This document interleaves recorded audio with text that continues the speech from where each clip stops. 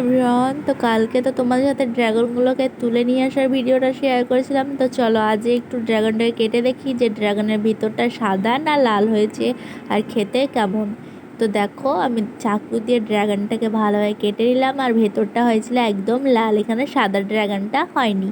তো ড্রাগনটা তো খেতে অনেকই মিষ্টি হয়েছিল, কেন জানি না, নিজেদের গাছের ফল বলে নাকি।